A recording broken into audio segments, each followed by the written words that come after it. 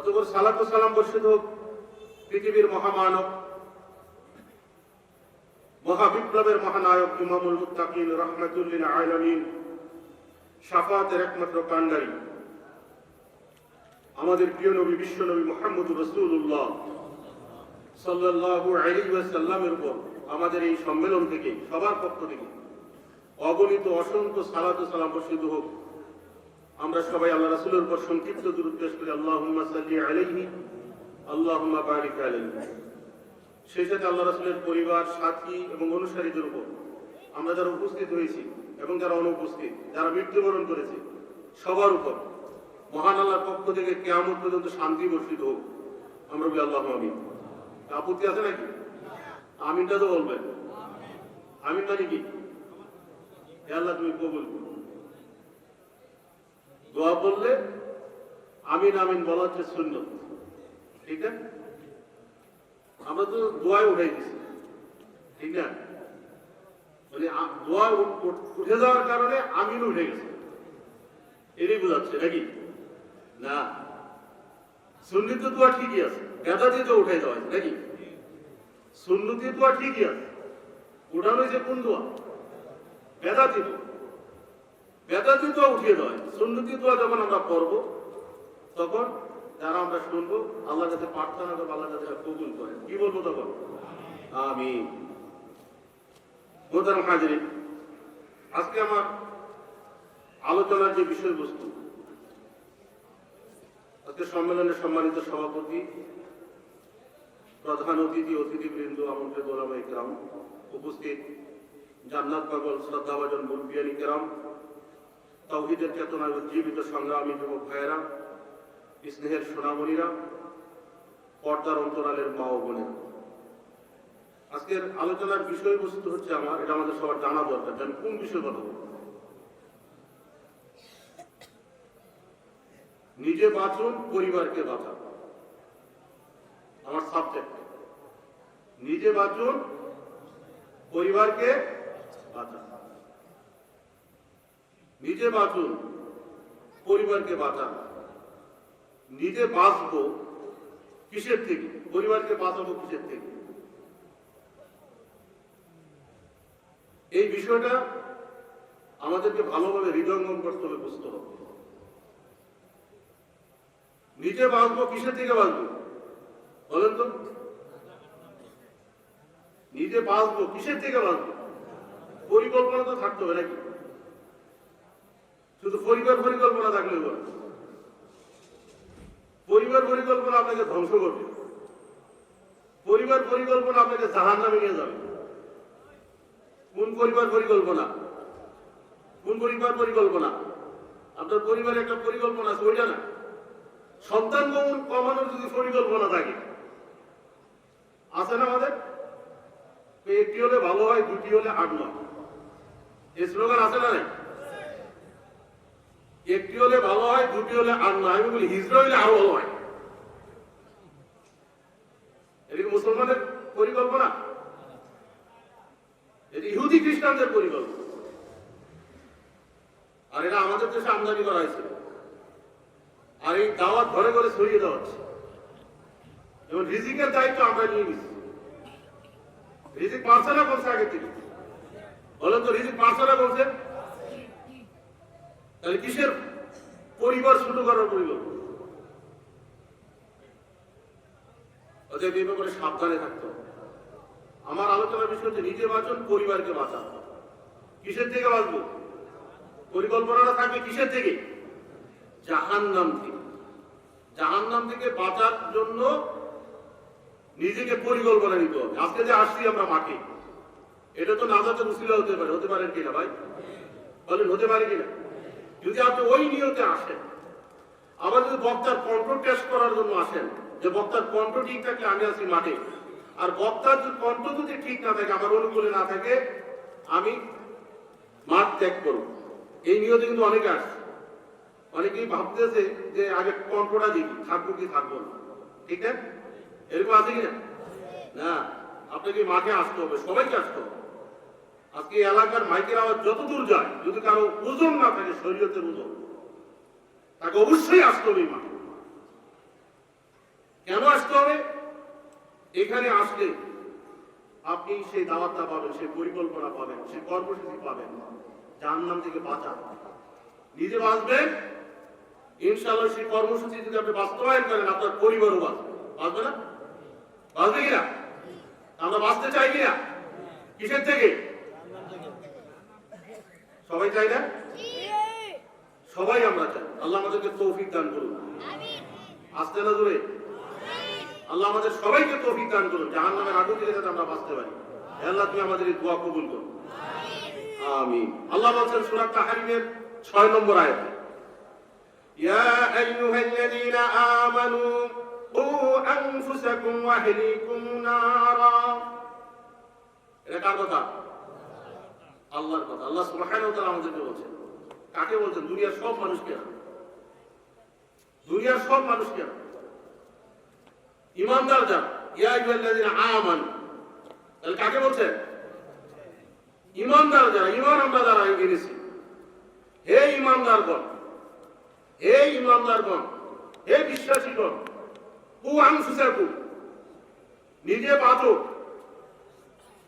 ওয়া আহলিকুম নারা, এবং পরিবারকে বাঁচাও জাহান্নাম থেকে। নিজে বাঁচো, পরিবারকে জাহান্নাম থেকে বাঁচাও। কিসের থেকে বাঁচাবো? জাহান্নাম।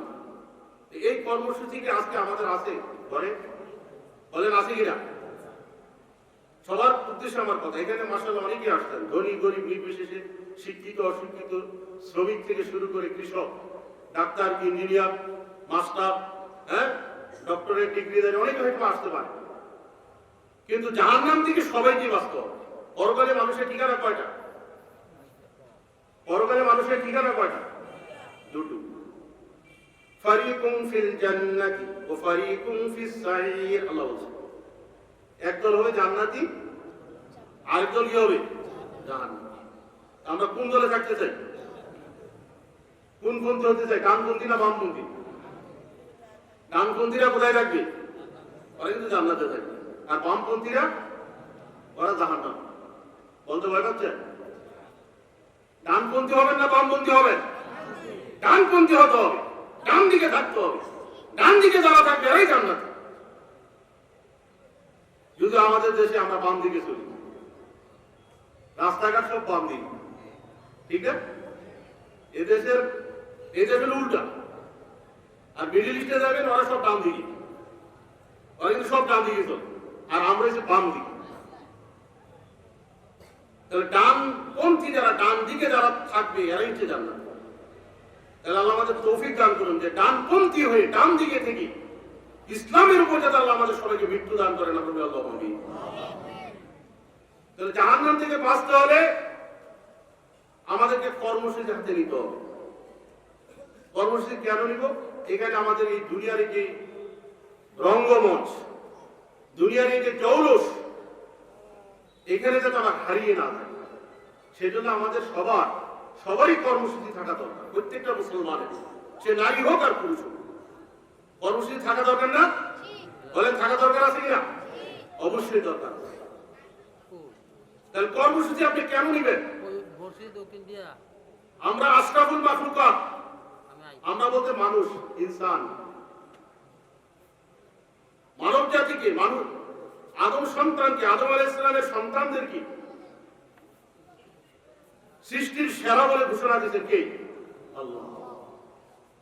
ওয়ালাকাদ কাররামনা বানি আদম। আল্লাহ বলেন আমি বনু আদমকে সম্মানিত করেছি। সবার উপর আমাদের প্রতিষ্ঠা, ঠিক না? সবার উপর আমাদের প্রতিষ্ঠা। আল্লাহু আকবার। আপনি নিজেকে চিন্তা করেন আপনার মর্যাদা কতটুকু। আল্লাহ নিজেই বলছেন যে বনু আদমকে আমি সম্মানিত করেছি, শ্রেষ্ঠত্ব দান করেছি, বেস্ট অফ দ্য ক্রিয়েশন বলা হয়েছে, যে সৃষ্টির সেরা।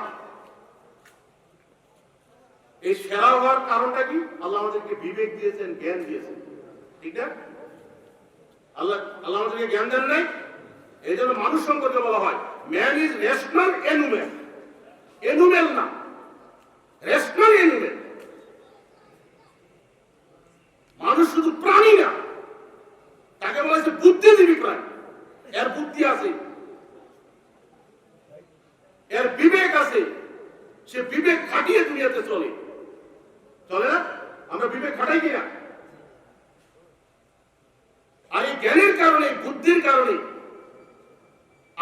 উন্নতির স্বর্ণশী করে এখন উপস্থিত হয়েছে, উন্নতির স্বর্ণশী করে সবকিছু এখন হাতের মুঠোয়।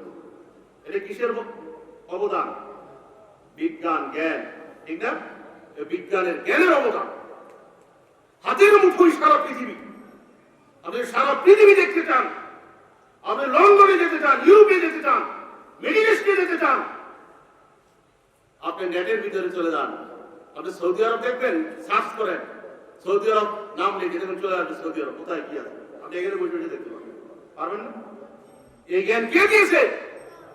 আল্লাহ। আল্লাহু আকবার, আল্লাহু আকবার। এই জ্ঞানের আধার, এই জ্ঞানের মালিক তিনি হচ্ছেন আল্লাহ সুবহানাহু ওয়া তাআলা। আল্লাহু আকবার। আল্লাহ মানুষকে জ্ঞান দিয়েছেন। জ্ঞান দিয়ে সৃষ্টির সারা দ্বীপ হিসাবে ঘোষণা দিয়ে দুনিয়াতে পাঠিয়েছেন আমাদেরকে। পাঠান নাই?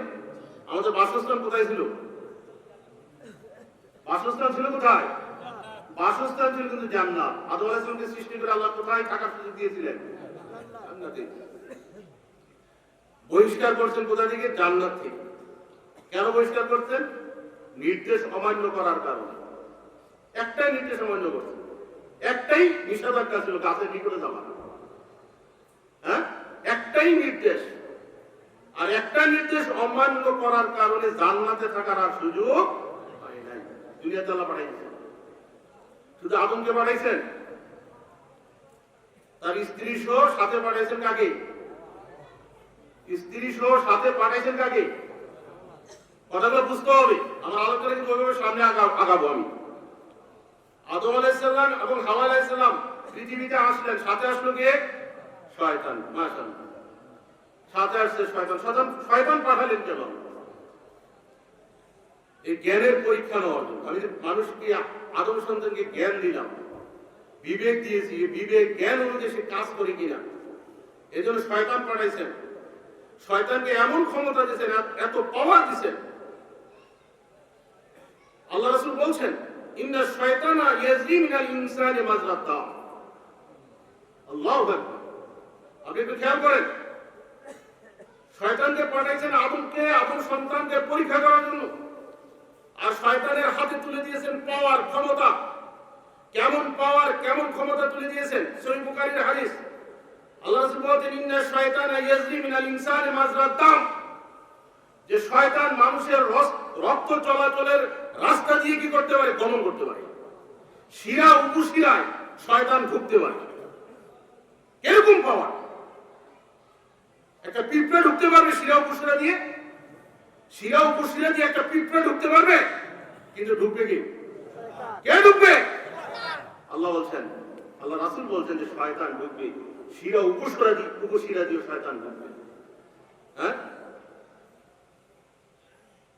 শয়তানের এই হামলা থেকে আল্লাহ আমাদেরকে হেফাজত করার জন্য, মুক্তি দেওয়ার জন্য আবার পাঠাইছেন কাকে বলেন তো? নবী রাসূলদেরকে। আল্লাহু আকবার। আল্লাহ দয়া দেখেন, একদিকে পাঠাইছেন মানুষকে জ্ঞান দিয়ে, আবার মানুষকে পরীক্ষা করার জন্য পাঠাইছেন শয়তান। আর এই পরীক্ষায় যাতে পাস করে আমার বান্দারা, আদম সন্তান যাতে পাস করে, সেজন্য আল্লাহ যুগে যুগে আদম আলাইহিস সালাম থেকে আমাদের নবী পর্যন্ত, বিশ্ব নবী মুহাম্মদ রাসূলুল্লাহ সাল্লাল্লাহু আলাইহি ওয়াসাল্লাম পর্যন্ত অসংখ্য নবী রাসূল পাঠিয়েছেন। আর দিয়েছেন কি? হেদায়েত। হেদায়েত দিয়েছেন, ঠিক না? কিতাব দিয়েছেন, কিতাব নাজিল হয়েছে। তাহলে মুহতারাম হাজিরিন, আমরা জাহান্নাম থেকে যদি বাঁচতে চাই, কার পথ অবলম্বন করবো? শয়তানের না নবী রাসূলদের? এবার বুঝেন, বিষয় আস্তে আস্তে বুঝতে হবে। জ্ঞানকে আমরা কাজে লাগাবো। কোন দিকে কাজে লাগাবো? আসমান থেকে যে অভ্রান্ত বিধান, ওহীর বিধান এসেছে, ওই ওহীর বিধানের পথ অবলম্বন করব না শয়তানের পথ অবলম্বন করব, এই সিদ্ধান্ত আজকে আমাদেরকে নিতে হবে। নবীদের পথ যদি আমরা বেছে নিই, তাহলে আমরা জান্নাতের পথ বেছে নিলাম। সুবহানাল্লাহ। তাহলে কাদের পথ বেছে নিব? মা বোনদেরকে বলছি, আলোচনা বুঝতে হবে। জান্নাত শুধু পুরুষদের জন্য না। জান্নাত কি শুধু পুরুষদের জন্য না মহিলাদের জন্য? আল্লাহ রাসূল জান্নাত দেখছেন। মা বোনদেরকে বলছি, কান খুলে শুনবেন। আল্লাহ রাসূল জান্নাত দেখছেন। আমাদের নবী নিজে জান্নাত দেখছেন এইভাবে উকি দিয়ে। ইত্তালাতু ফিল জান্নাতি ফারাইতু আকসারা আহলা আহলিয়া ফুকারা। আল্লাহ রাসূল জান্নাত দেখছেন, তিনি দেখছেন যে জান্নাতের অধিকাংশ মানুষ হচ্ছে দরিদ্র। এই কথা কার? আমার না আল্লাহ রাসূলের? জান্নাতের অধিকাংশ মানুষ কি দরিদ্র? আজকে মাঠে দরিদ্র সংখ্যা বেশি না ধনীদের সংখ্যা বেশি বলেন তো? এই মাঠের কথা বলতেছি। দেখেন, ধনীরাই কিন্তু আসতে চায় না, ধনীরা কিন্তু এই সমাবেশকে গুরুত্ব দেয় না। বিত্তশালী যারা, অর্থশালী যারা, প্রভাবশালী যারা, এরা 2 পয়সার দাম দেয় না। কথা কি না? 2 পয়সার দাম দেয় না। ওদের সাবধান, যারা যাদেরকে আল্লাহ বৃত্ত দিয়েছেন, অর্থ দিয়েছেন। আমি বলছি অধিকাংশ, মানে সবাই না, কথাও বুঝতে হবে, সবাই না। আবার অনেক ধনী মাঠে, অনেক ধনী ধনী অর্থশালী বৃত্তশালী এই সম্মেলনের পিছনে শ্রম দিচ্ছে, অর্থ দিচ্ছে, বিভিন্ন ভাবে সহযোগিতা করতেছে না? কিন্তু সংখ্যা বেশি না। সংখ্যাটা কি? সংখ্যা কিন্তু কম। আল্লাহ রাসূল জান্নাত দেখলেন, জান্নাতের অধিকাংশ মানুষ হচ্ছে দরিদ্র। আবার জাহান্নামও দেখছেন, জাহান্নামের অধিকাংশ মানুষ কি? সহিহ বুখারী মুসলিমের হাদিস, অধিকাংশ মানুষ হচ্ছে মহিলা। জাহান্নামের অধিকাংশ মানুষ হচ্ছে মহিলা। তাহলে জান্নাত শুধু পুরুষদের জন্য না, জান্নাত শুধু মহিলাদের জন্য না, জান্নাত নারী পুরুষ, যারা ঈমানদার, সে নারী হোক আর পুরুষ হোক, তার জন্য আল্লাহ কি জান্নাতের ব্যবস্থা রেখেছেন। তাহলে মুহতারাম হাজরিন, নবী রাসূলদের যে দেখানো পথ, সেটা হচ্ছে সিরাতুল মুস্তাকিম, সোজা সরল সঠিক পথ। কথা বুঝতে পারছেন? সেটা হচ্ছে জান্নাতের পথ। নবী রাসূলদের যে দেখানো পথ, সেটা কি সোজা সোজা পথ, সেটাই হচ্ছে সরল পথ। আল্লাহু আকবার। তো সেই পথে আসি না নাই আমরা? বলেন তো, সোজা পথে কি আসি? একটু করে আমরা দেখবো আসি না নাই। ব্যাটারি ডাউন না ফিউজ, এটা দেখা দরকার না? বুঝবো না? বুঝতে হবে কিনা? আবার অনেকে আসবে এরকম যে যাই বলুক মানবো না, এরকম মানসিকতা নিয়ে আসবে। হুজুর একটা হুজুর বলুক, বলা বলে যাক, ঠিক না? এরকম মানুষই কিন্তু আছে যে বোঝার চেষ্টা করবে না, মানবে না, মানার চেষ্টা করবে না। এক হাজী সাহেবের 2 ছেলে, একটা হলো লালু আর একটা হলো ভুলু। অর্থের অভাব নাই, কিন্তু হাজী সাহেবের দুঃখ হচ্ছে ছেলেগুলো হচ্ছে অমানুষ। এরকম আছে না নাই? মুরগি চুর আছে না? মুরগি মিলন আছে না? কারণ নামের সাথে নাম মিলে গেলে কষ্ট পাইেন না। হাজী সাহেবের কষ্ট এরকম আছে কিনা যে অর্থের অভাব নাই, কিন্তু ছেলেগুলো মানুষ হলো না। হাজী সাহেবের চেষ্টার অভাব নাই যে ছেলেগুলোকে মানুষ করতে হবে, শিক্ষিত করতে হবে, তার সুনাম যাতে ধরে রাখতে হবে। ছাত্রদের ব্যাপারে, ছেলেদের লেখাপড়ার ব্যাপারে খুব সচেতন, কিন্তু ছেলেরা কি বাপের কথাকে 2 পয়সার দাম দেয় না, পড়ালেখা করে। অনেক ছেলে মেয়ে নষ্ট হয় বাপের অর্থের কারণে। অনেক ছেলে মেয়ে, বাস্তব কথা বলতেছি, না চাইতেই দেখ, না চাইতেই দিই, এত সন্তানের প্রতি আদর স্নেহ, আর যার কারণে সন্তান সে ছন্ন ছাড়া হয়ে যায়, বখাটে হয়ে যায়। কিন্তু সাবধান, হিসাব করে চলতে হবে। বিল গেটসের নাম শুনেন নাই?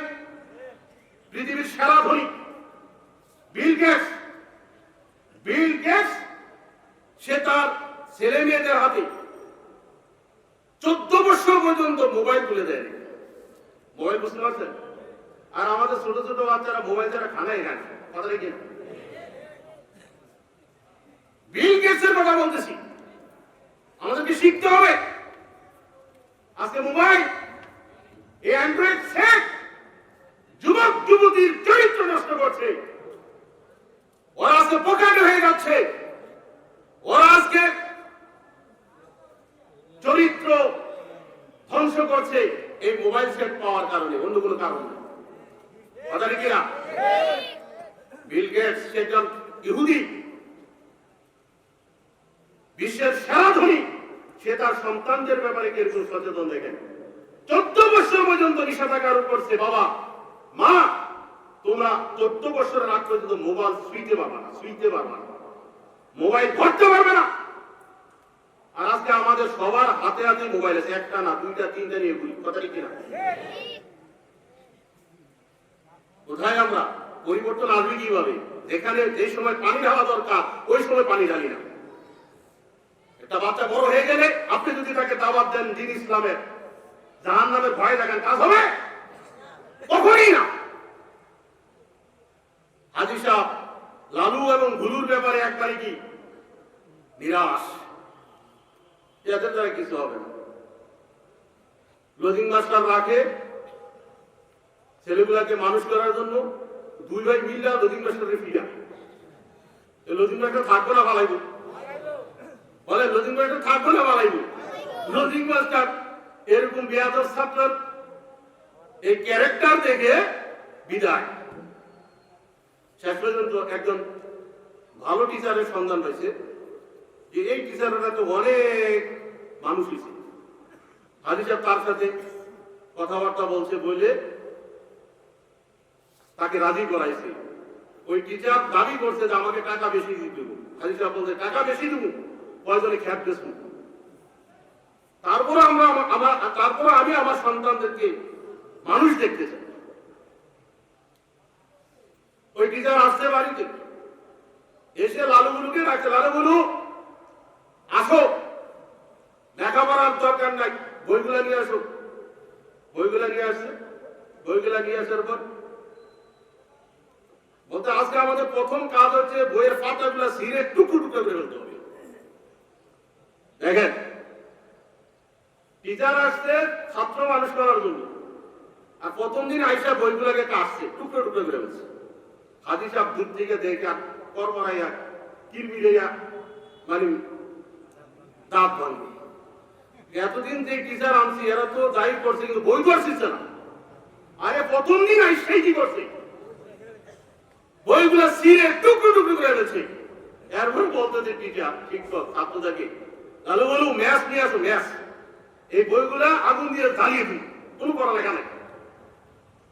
আর হাজী সাহেব কিরমিরাইতেছে, করি কি, যারে আনছি মানুষ করার লেগা, আর সে আইসা প্রথম দিনে বইগুলা ছিঁড়ছে, আর এখন থেকে আগুন দিয়ে। হাজী সাহেবের কিরমেরি দেখা টিচার ওই শিক্ষক চোখ টিপ দেয়, একটু থামেন থামেন, সাইজ করতেছি। মানে কি করতেছি, সাইজ করতেছি, একটু একটু অপেক্ষা করেন। কিরমিরি দেখছে, হাজী সাহেবের সান্ত্বনা দেওয়া দরকার, কারণ বই ফিরে লিখতেছে আগুন দিয়া, আগুন দিয়ে বই ফিরে লিখছে। এখন বই ফুরানোর পরে শিক্ষক বলতেছে লালুগুলুরে, এখন শুধু আমাদের গল্প গুজব হবে, পড়ালেখা নেই, পড়ালেখার কোন দরকার নেই। কে বলতেছে এই কথা? গৃহ শিক্ষক বলতেছে পড়ালেখার কোনো দরকার নাই, এখন কি হবে, শুধু গল্প গুজব, খেলাধুলা। লালুগুলু এরাও সন্তুষ্ট থাক, এতদিন পরে একজন মনের মতো টিচার হয়েছে, মনের মতো টিচার। প্রথম দিন এসে বই ছিঁড়ছে, আগুন দিয়ে ফিরে হয়েছে, আর এটা তো এরা চায়, ঠিক কিনা? পড়ালেখা তো করতে চায় না, আর টিচার তো ওই কাজটাই করছে। তো মনের মতো টিচার হয়েছে। একদিন হাঁটতেছে আর বলতেছে, কি বলতেছে, লালু শোনো, যে এই গাছে 10টা পাখি ছিল, এখন এখান থেকে 5টা পাখি উড়ে গেছে। এখন ভুলুরে বলছে, ভুলু বলো তো আর কয়টা পাখি আছে? ভুলুর একটু লালুর চাইতে দুর্বল, এখন ভুলু বলে লিখতেছে। তাহলে লালু বলতেছে, এই ভুলু বলিস না, স্যার কিন্তু আমাদেরকে অঙ্ক শিখাই লিখতেছে। কি বলতেছে? লালু বলতেছে ভুলুরে, এই তুই কিন্তু বলিস না, বলে লিখতেছিল যে 10টা থেকে 5টা কে লিখ না। লালু বলতেছে, ওই ভুলু তুই বলিস না, বল, মানে স্যার কিন্তু আমাদের অঙ্ক শিখাই লিখতেছে। তখন টিচার চিন্তা করতেছে যে এই ছাত্র, এই বখাটে যে ছাত্র, এদেরকে আর মানুষ করা কি সম্ভব না। হাজী সাহেবের কাছে মাপ সাপ চাইয়া বিদায় নিয়ে ফেলেছিলেন। এই ছাত্র মানুষ করা সম্ভব না। সম্ভব? আমরা কি এরকম লালুগুলোর মতো হয়েছি নাকি? বলেন, লালুগুলোর মতো হয়েছি? উনি বলতেছে লালুগুলোর একটু নাকি বেশি। হ্যাঁ, আসলে আমরা কি যে বিদ্যাটা অর্জন করা দরকার জাহান্নাম থেকে বাঁচা, সেই বিদ্যা কিন্তু কেউ অর্জন করি না, করি? ওই বিদ্যার ব্যাপারে আমাদের অনীহা। আজকে কি ঘরে ঘরে আলেম পাবেন? ঘরে ঘরে আলেম আছে, অথচ ঘরে ঘরে আলেম দরকার, ঘরে ঘরে আলেম দরকার। যতদিন পর্যন্ত ঘরে ঘরে আলেম তৈরি না হবে, ততদিন পর্যন্ত এই সমাজের জাহিলিয়া মূলোৎপাটিত হবে না, মূলোৎপাটন হবে না, জাহিলিয়া দূর হবে না। মুহতারাম হাজিরিন, যে কথা বলছিলাম যে জাহান্নাম থেকে বাঁচতে হলে আমাদেরকে এগিয়ে আসতে হবে, মনের থেকে এগিয়ে আসতে হবে। লালুগুলো যদি পিতার আহ্বানে সাড়া দিয়ে মনের থেকে এগিয়ে আসতো, তাহলে কিন্তু তারা মানুষ হতো, কথা কিনা? তাহলে বুঝতে হবে এখানে যারা আমরা আসছি, আগে ফিট হতে হবে, নিজেকে ফিট করতে হবে। কিসের জন্য? জাহান্নাম থেকে বাঁচার জন্য নিজেকে ফিট করতে হবে, যাতে আমি জাহান্নাম থেকে বাঁচতে পারি। আমরা ফিট না আনফিট? ফিট না আনফিট? আপনি নিজেই বলতেছেন আনফিট, আপনি নিজেই বলতেছেন আনফিট, অথচ আল্লাহ বলছেন তুমি বাঁচো জাহান্নাম থেকে। যদি নিজেই বলি আমি আনফিট, তাহলে কি বাঁচতে পারবো? হ্যাঁ, বাস্তবতা আপনি বলছেন, আলহামদুলিল্লাহ। এই সমস্যা যদি থাকে, আপনি যেটা বলছেন এটাই ঠিক, কিন্তু এই অবস্থায় কি আমরা থাকতে চাই? আল্লাহ বলছেন কু আনফুসাকুম ওয়া আহলিকুম নারা, নিজে বাঁচো, পরিবারকে জাহান্নামের আগুন থেকে বাঁচাও। তাহলে জাহান্নামের আগুন থেকে বাঁচতে হলে জাহান্নাম কি এটা আমাদেরকে বুঝতে হবে। জাহান্নাম কি? জাহান্নামের আগুন দুনিয়ার আগুনের কত ভাগের কত ভাগ? আল্লাহু আকবার। দুনিয়ার আগুন হচ্ছে 70 ভাগের 1 ভাগ, জাহান্নামের আগুন হচ্ছে এর চাইতে 69 ভাগ বেশি। দুনিয়ার আগুন সহ্য করতে পারবেন? 1945 সালে জাপানে হিরোশিমা নাগাসাকিতে অ্যাটম বোমা ফোটানো হয়েছে। এটা কি জানেন আপনারা? জানার কথা। এক সেকেন্ডে বলা হয়েছে প্রায় লক্ষ লক্ষ লোক দুনিয়া থেকে বিদায় নিতে, লক্ষ লক্ষ লোক। আল্লাহু আকবার বলবেন না নাউযুবিল্লাহ বলবেন? এটা মানুষ করছে এই কাজ, মানুষ।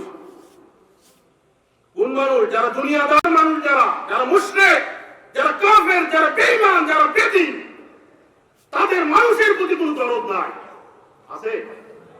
ভারতে মানুষের রক্তের চাইতে গরুর রক্তের মূল্য বেশি, ঠিক না? মুসলমানের রক্তের চাইতে গরুর মূল্য বেশি ভারতের হিন্দুদের কাছে, অজানি কিনা? ওরা গরুকে যে মূল্যায়ন করে, মুসলমানকে কচু কাটা করতেছে, শুধু কচু কাটা। যে কথা বলছিলাম, ওই যে অ্যাটম বোমার যে পাওয়ার, অ্যাটম বোমার পাওয়ার ছিল কতটুকু আপনাদের জানা দরকার। এটা দুনিয়ার আগুন 40,000 ডিগ্রি সেলসিয়াস বলা হয়েছে, 40,000 ডিগ্রি সেলসিয়াস। আপনি বিষয়টা খেয়াল করেন, 40,000 ডিগ্রি সেলসিয়াস ওই অ্যাটম বোমার পাওয়ার। নিমিষে চোখের সামনে 2টা শহর হারিয়ে গেছে, চোখের সামনে। এটা কিন্তু দুনিয়ার আগুন।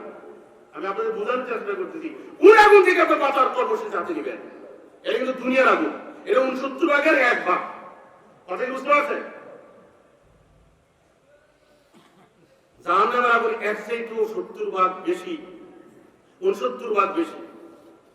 সেই জাহান্নাম থেকে আল্লাহ বলেন কু আনফুসাকুম ওয়া আহলিকুম নারা, তুমি নিজে বাঁচো, পরিবারকে বাঁচাও। আল্লাহ রাসূল একদিন বসা আছেন, সাহাবীদের সামনে কথা বলতেছেন, এদের একটা বিকট আওয়াজ হলো। আল্লাহ রাসূল জিজ্ঞেস করলেন সাহাবীদেরকে, তোমরা কি জানো এই আওয়াজটা কিসের? তখন সাহাবায়ে কেরাম রাদিয়াল্লাহু তাআলা জবাব দিলেন, আল্লাহ এবং রাসূল ভালো জানেন। আর আজকে আমাদের ঘরে ঘরে মুফতি, কেউ যদি কিছু জিজ্ঞেস করে ফতোয়া দিয়ে আগে ঘরে ঘরে মুফতিরা। এদেশে ডাক্তারের অভাব নাই আর মুফতির অভাব নাই। আর সাহাবীরা কেমন মানের মানুষ? আল্লাহ বলছেন তোমরা কি জানো যে আওয়াজটা কিসের? সাহাবায়ে কেরাম রাদিয়াল্লাহু তাআলা জবাব দিচ্ছেন, আল্লাহ এবং রাসূল ভালো জানেন। আর এটাই বলা উচিত, যদি আপনি কোনো বিষয় না জানেন আপনাকে বলতে হবে যে আমি জানি না, নাকি? আল্লাহ রাসূল সাল্লাল্লাহু আলাইহি সাল্লাম তিনি বলছেন আজ থেকে 70 বছর পূর্বে আল্লাহ সুবহানাহু ওয়া তাআলা জাহান্নামের মুখে একটা পাথর নিক্ষেপ করেছেন, আর এই পাথরটা এইমাত্র জাহান্নামের তলদেশে এসে পৌঁছল। কত বছর পূর্বে? 70 বছর পূর্বে জাহান্নামের মুখে একটা পাথর নিক্ষেপ করছেন, আর পাথরটা পৌঁছতে সময় নিছে 70 বছর। 70 বছর পরে জাহান্নামের তলদেশে এসে পৌঁছে। এখনো বুঝাইতে পারিনি। আপনি যে একটা ঢিল মারেন উপরের দিকে, একটা ঢিল যদি উপরের দিকে মারেন, ঢিলটা নিচে জমিনে পড়তে কত সেকেন্ড সময় নেবে? কত সেকেন্ড? 1 সেকেন্ডে একটা ঢিল কতটুকু নিচে নামবে? 1 মিনিটে কতটুকু নিচে নামবে? 1 ঘন্টায় কতটুকু নিচে নামবে? 24 ঘন্টায় কতটুকু নিচে নামবে? 1 মাসে কতটুকু নিচে নামবে? 1 বছরে কতটুকু নিচে নামবে? এরকম কত বছর? 70 বছর। 70 বছর সময় নিচে শুধু একটা ঢিল, একটা পাথর নিচে পৌঁছতে 70 বছর পরে গিয়ে এই পাথরটা জাহান্নামের তলদেশে গিয়ে পড়ছে। জাহান্নাম কত ভয়ঙ্কর জায়গায় একটু চিন্তা করেন, কত গভীর, কত ভয়ঙ্কর। ওই জাহান্নামের বাঁচার কর্মসূচি আছে নাই? এখনো বিড়ি খাই, খাই কিনা? না খাই না। অনেকের পকেটে যদি আপনি চেক করেন দেখবেন এখনো বিড়ি আছে। আছে কিনা? মসজিদে পর্যন্ত নিয়ে যায় সিগারেটের প্যাকেট, আছে কিনা? লজ্জা নাই, শরম নাই, ভয় নাই। কার? আল্লাহর ভয় নাই। এক টান দিলে 40 দিন ইবাদত কবুল হবে না। কেউ যদি এক টান দেয় জর্দা খায়, সাধারণ কথা বলছি, মা বোনদেরকে বলছি, কোন জর্দা খোর যদি একটু জর্দা খায় কতদিন ইবাদত কবুল হবে না? 40। এটা নেশার অন্তর্ভুক্ত, এটা মাদক দ্রব্যের অন্তর্ভুক্ত। যারা ধূমপায়ী এরা নিজেরাই জাহান্নামের আগুন মুখে নিয়ে রাখে। যারা ধূমপায়ী এরা নিজেরাই জাহান্নামের আগুন মুখে নিয়ে রাখে। যারা ধূমপায়ী এরা নিজেরাই জাহান্নামের আগুন মুখে নিয়ে থাকে। কথা কিনা? ভয় করেন আল্লাহ। এই যে বিড়ি বা সিগারেটের যে আগুন, এটা কি জাহান্নামের আগুনের একটা অংশ না? বলেন একটা অংশ কিনা? তাহলে ধূমপান করবেন কেউ? আজকে মাহফিলে যারা আসছেন, আজকে সিদ্ধান্ত নিতে হবে। আজকে সিদ্ধান্ত নিয়ে এখান থেকে উঠবেন। এতদিন যা করছি করছি, আজকের এই আলোচনা শোনার পর আমি কখনোই এই নেশার সাথে জড়িত হব না। পারবো না? ইনশাআল্লাহ বলেন। হাত তুলাবো না। হাত তুললে অনেকে বিপদে পড়ে যাবে, ওটা আমার দরকার নেই। আপনি বুঝার চেষ্টা করেন কেন আপনাকে ছাড়তে হবে। আপনার টার্গেট হচ্ছে জান্নাত, কিন্তু জাহান্নামের আগুন মুখে নিয়ে রাখেন আপনি, জান্নাতে যাবেন কিভাবে? কথা বুঝতে পারেন নাই? যারা বিড়িখোর, ধূমপায়ী এরা নিজেরাই জাহান্নামের আগুন মুখে নিয়ে রাখে। এরা আবার ফতোয়া দেয় এটা না খেলে নাকি পায়খানা। ফতোয়া দেয় কি দেয় না? হ্যাঁ হুজুর ছাড়ছিলাম কিন্তু পারি না। কেন পারেন না? কয় পেট ফুলে গেছে না। পেট ফুলতে গেলে তো পায়খানা হয় না। মোহতারাম হাজরিন, এই যে সমস্যা, পেট ফুললেও কেউ যদি মারাও যায়, কথা বলেন, কেউ যদি মারাও যায়, যদি সে ছাড়ার কারণে যদি মরে, ইনশাআল্লাহ ওই মানুষটা জান্নাতে যাবে, ইনশাআল্লাহ যাবে। কারণ সে আল্লাহর হুকুম মানতে গিয়ে সে বিপদে পড়ছে। কথা কি না? আল্লাহর হুকুম মানতে গিয়ে সে বিপদে পড়ছে। আমরা পারবো কি পারবো না? ইনশাআল্লাহ বলেন, পারবো কি পারবো না? লিল্লাহি তাকবীর। তাকবীর দিতে ভয় পান নাকি? সকাল বিকাল সন্ধ্যা সারা দিন শুধু তাকবীর হচ্ছে। আপনি মনে করেন না আপনার মসজিদে শুধু 5টার সময় আযান হয়, আপনার মসজিদে হয় 5টা। হ্যাঁ, এইভাবে এর আগে হয় কোথায়? ভারতের টাইম আগে না পরে? আগে না, তাহলে ভারতে হয়। এরপরে এর আগে হয় কোথায়?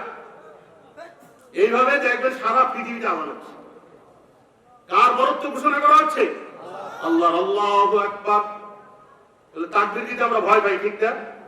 তাকবীর দিব, তাকবীর দিলে খুশি হয় কে? আর পালাই কে? পালায় শয়তান। লিল্লাহি তাকবীর। সকল বিধান বাতিল করো। এই তো মাশাআল্লাহ ছোট ছোট বাচ্চারা শিখে গেছে ওহির বিধান। আপনি একটু সামনে চলে আসেন, সবাই আসবেন। দুই জায়গাটাতে সাক্ষী হয়, অন্ততকে একটু লড়বেন, 1 ইঞ্চি লড়বেন, পারবেন না? দুই জায়গা সাক্ষী হোক। এখানে যে মাঠে পড়ছি ক্যামেরা হচ্ছে কিনা? ক্যামেরা হচ্ছে কিনা? কার ক্যামেরা? যে ক্যামেরা কোন সময় ডাউন হয় না, নষ্ট হয় না, মেমোরি কার্ড নষ্ট হয় না, ব্যাটারি নষ্ট হয় না। সবাই সামনে আসেন, পিছনে যারা বাহিরে আছেন, যারা বাহিরে আছেন সামনে চলে আসেন। আমাদের প্রধান আলোচক চলে আসছেন। আপনাদেরকে আমি যে কথা বলতে যাচ্ছি সুসংবাদ দিতে যাচ্ছি। আপনারা হয়তো অনেকে পরে আসছেন, জানতে পারতেছেন না যে প্রধান আলোচক আসছে কিনা। উনি আসার সময় মাশাআল্লাহ চলে আসছেন, আলহামদুলিল্লাহ। সবাই বলেন না, বাচ্চা বলবেন? প্রধান বক্তা চলে আসছে, অনেক মামলা প্রধান বক্তা দেরিতে আসে, ঠিক না? আর উনি আগে চলে আসছেন। যাই হোক, যে কথা বলছিলাম, জান্নাতে যেতে হলে হারাম ছাড়তে হবে। হারাম কি করতে হবে? কিভাবে দেখেন, আল্লাহ রাসূল একদিন এক্সাম্পল দিলেন, দৃষ্টান্ত দিলেন, সিরাতে মুস্তাকিমের দৃষ্টান্ত, অর্থাৎ আল্লাহ দিয়েছেন। মুসনাদে আহমদের হাদিস, বিশ্বনবী মুহাম্মদুর রাসূলুল্লাহ সাল্লাল্লাহু আলাইহি ওয়াসাল্লাম তিনি বলছেন, একটা এক্সাম্পল দিয়ে, উদাহরণ দিয়ে, এটি হচ্ছে সোজা রাস্তা, এটি হচ্ছে সোজা রাস্তা। আল্লাহু আকবার। সোজা রাস্তার দুই পাশে দেওয়াল আছে, প্রাচীর আছে। সোজা রাস্তার দুই পাশে কি আছে? বাউন্ডারি। বাউন্ডারি বুঝুন তো, দুই রাস্তার দুই পাশে বাউন্ডারি আছে। আর বাউন্ডারির ফাঁকে ফাঁকে কি আছে? দরজা। বাউন্ডারির ফাঁকে কি আছে? দরজা। আর দরজার উপর ঝুলানো আছে পর্দা। রাস্তার মাথায় একজন আহ্বানকারী আহ্বান করেন, তোমরা সোজা পথে আসো, আঁকা বাঁকা পথে যেও না, এভাবে আহ্বান করতে থাকে। তোমরা সোজা পথে আসো, আঁকা বাঁকা পথে যেও না। তার উপর আছে আরেকজন আহ্বানকারী। তাহলে আহ্বানকারী কয়জন? সোজা রাস্তায় ঠিক রাখার জন্য কোন আদমকে, সোজা রাস্তায় ঠিক রাখার জন্য, সোজা রাস্তায় ঠিক রাখার জন্য একজন না দুইজন আহ্বানকারী আল্লাহ নিযুক্ত করে গেছেন। সুবহানাল্লাহ। এরপর আহ্বানকারী সে কি বলে? যখন বন্দা ডাইনে বা অথবা বামের দরজা খোলার চেষ্টা করে, তখন ওই আহ্বানকারী বলে, সর্বনাশ, তোমরা ভিতরে ঢুকবে না, পর্দা উঠিয়ে ভিতরে ঢুকবে না, ঢুকলে আর বেরোতে পারবো না, ঢুকলে আর বেরোতে পারবো না। যারা বিড়ি খায় তারা কি আর ফিরে আসতে পারতেছে? খেয়াল করেন, যে ঢুকলে আর বের হতে পারবো না। আল্লাহ রাসূল এই উদাহরণের ব্যাখ্যা দিলেন যে সহজ সরল রাস্তা, সোজা রাস্তা হচ্ছে ইসলাম। সোজা রাস্তা নাকি? সোজা রাস্তা। জান্নাতে যাওয়ার রাস্তা কি? জান্নাতে যাওয়ার রাস্তা হচ্ছে ইসলাম। আর ডাইনে বামে যে এই দরজা,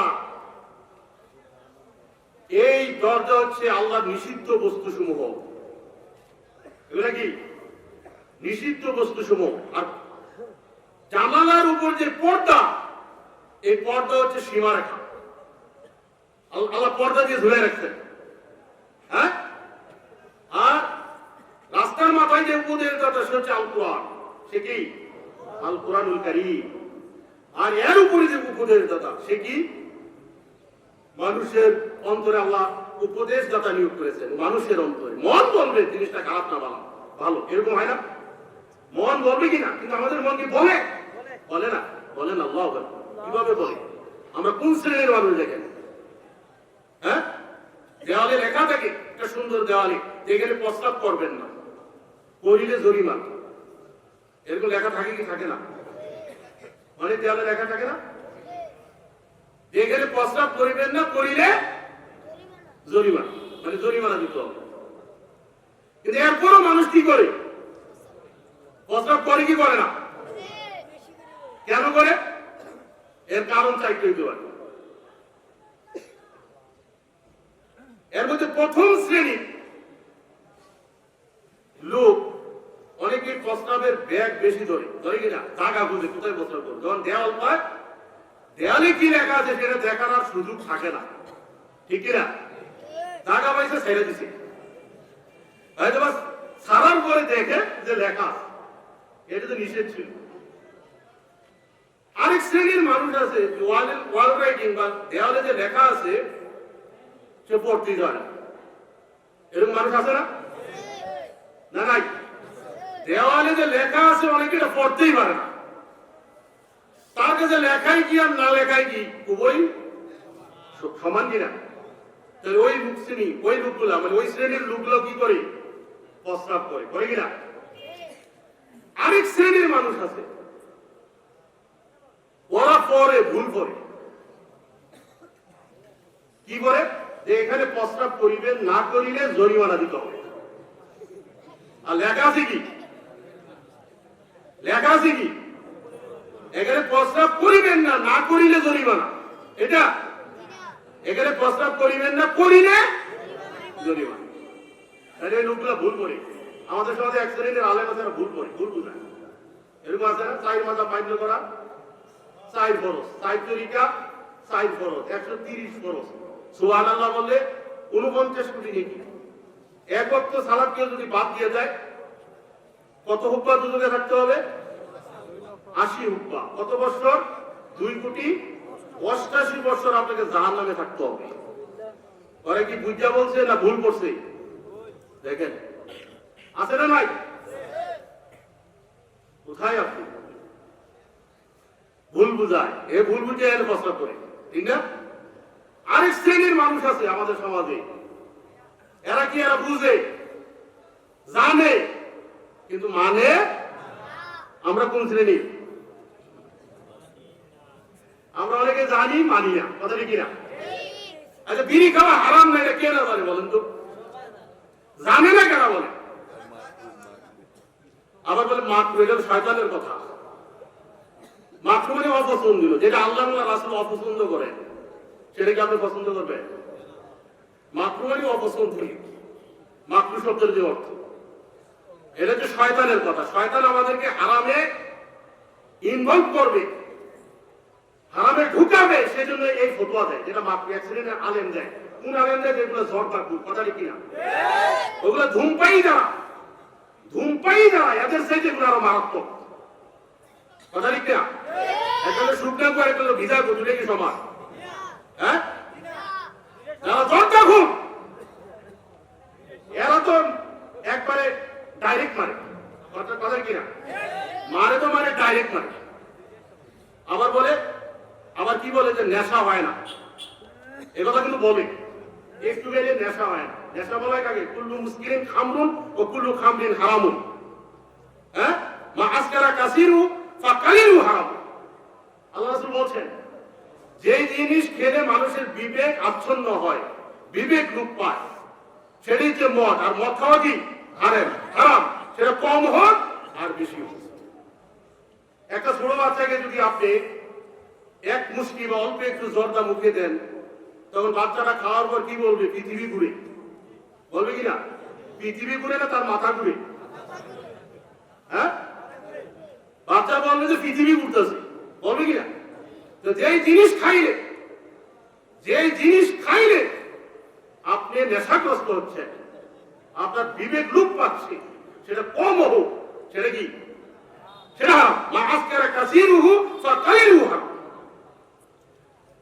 যে জিনিস খেলে মানুষের বিবেক লোপ পায়, সেটা কম হলেও সেটা কি? হারাম, সেটা খাওয়া যাবে, খাইতে পারবে? কোন জান্নাতি মানুষ আমি বলছি, কোন জান্নাতি মানুষ কোশ্চিন গেল এই মাদকতার সাথে জড়িত হতে পারে না। ইসলাম কি জিনিস? ইসলাম মানে আপনার লাইফের পরিবর্তন, আপনার জীবনের পরিবর্তন। আপনাকে জান্নাতে নেওয়ার কর্মসূচি নিয়ে ইসলাম আমাদের মাঝে আসছে। হ্যাঁ, আহ্বানকারী বলছে সর্বনাশ, ডাইন দিকে ঢুকো না। সেখানে কি আছে? আল্লাহ নিষিদ্ধ বস্তু সহ হারাম জিনিস আছে, মানে সর্বনাশ হয়ে যাবে। তাহলে এই সর্বনাশ আজকে কি ঘরে ঘরে না? ঘরে ঘরে কিনা? আজকে বিড়ি, সিগারেট, জর্দা, গোল, তামাক, ইয়াবা, হ্যাঁ, ফেন্সিডিল, আরো কত কি হয়। আল্লাহ রাসূল বলছেন আমার উম্মত মদ খাবে, লাইশরাবান্না নাসুম মিন উম্মতি, যে আমার উম্মতের মধ্যে এক শ্রেণীর মানুষ কি করবে, মদ পান করবে, নেশার সাথে জড়িত হবে। ইউসাম্মুনা বিগাইরি ইসমিহা, নাম রাখবে কি ভিন্ন ভিন্ন নাম দিয়ে খাবে। অনেকে টাইগার খায় না, টাইগার আছে কিনা প্রায় দোকানে পাবেন, এত দুর্গন্ধ। কোন মুসলমান এগুলো খাইতে পারে? কোন মুসলমান খাইতে পারে? আস্তাগফিরুল্লাহ। আপনার বাচ্চার হাতে তুলে দেন, আপনার বাচ্চার হাতে তুলে দেন। আপনি কর্মসূচি দিতে পারেন নাই, আপনি কর্মসূচি দিতে পারেন। এবার আসেন লাইফ পরিবর্তন করে কিভাবে, যদি আপনি জেনে শুনে মুসলমান হন। যে জান্নাতে যেতে হলে আমাকে জানতে হবে, জানতে হলে আমাকে পড়তে হবে। কর্মসূচি আপনি নেবেন, আপনি জেনে শুনে আপনাকে নিতে হবে। আল্লাহ বলছেন ফা'লাম আন্নাহু লা ইলাহা ইল্লাল্লাহ, তুমি জানো আল্লাহ ছাড়া কোনো হক মাবুদ নাই। আল্লাহকে জানার কথা বলছেন। আগে নামাজ না, আগে রোজা না, আগে হজ না, আগে সিয়াম না, দান সদকা না, আগে জানতে হবে। কাকে জানতে হবে? জান্নাতে যেতে হলে আল্লাহকে জানতে হবে, চিনতে হবে। কাকে চিনতে হবে? আপনি ছাড়বেন কি ছাড়বেন না, যতদিন পর্যন্ত আল্লাহর ভয়, আল্লাহর পরিচয় আপনার মধ্যে না আসবে, ততদিন পর্যন্ত হারাম থেকে বের হয়ে আসা আপনার পক্ষে সম্ভব হবে না। সম্ভব হবে? এজন্য আল্লাহ সূরা মুহাম্মদ 19 নম্বর আয়াতে বলেন ফা'লাম আন্নাহু লা ইলাহা ইল্লাল্লাহ ওয়াস্তাগফির লিযামবিকা। তুমি জানো আল্লাহ ছাড়া কোনো হক মাবুদ নাই। তারপরে আল্লাহ বলেন তারপরে ক্ষমা প্রার্থনা। আগে তাওহীদ, তারপরে ক্ষমা। আগে তাওহীদ, আগে ঈমান, আগে আল্লাহর পরিচয়, আল্লাহর প্রতি ঈমান আনতে হবে জেনে শুনে, তারপরে সালাত আদায় করতে হবে, তারপরে ক্ষমা প্রার্থনা করতে হবে। তাহলে আল্লাহ রাব্বুল আলামিন আমাদেরকে ক্ষমা করবেন, এছাড়া ক্ষমা করবেন না। তাহলে সেই কর্মসূচি কি আছে? পারিবারিকভাবে সেই কর্মসূচি আছে। আল্লাহ বলছেন নিজে বাঁচো, পরিবারকে বাঁচো। তাহলে কর্মসূচি নিতে হবে। কে নিবে? পরিবারের প্রধান যিনি, তার পরিবারকে বাঁচানোর জন্য পরিবারের প্রধান যিনি, তাকে কর্মসূচি হাতে নিতে হবে। পরিবারকে বাঁচাবো আমরা কিসের থেকে? কিসের থেকে? জাহান্নাম। তাহলে 1 নম্বর কর্মসূচি জাহান্নাম থেকে বাঁচার জন্য ঈমান। কার পরিচয় জানতে হবে? 1 নম্বর বলছি, 1 নম্বর পরিচয় ঈমান। ঈমান আনতে হবে জেনে শুনে, আল্লাহর প্রতি ঈমান আনতে হবে। ক্ষতি থেকে যদি আমরা বাঁচতে চাই, জাহান্নাম থেকে যদি বাঁচতে চাই, তাহলে জেনে শুনে আল্লাহর প্রতি ঈমান আনতে হবে।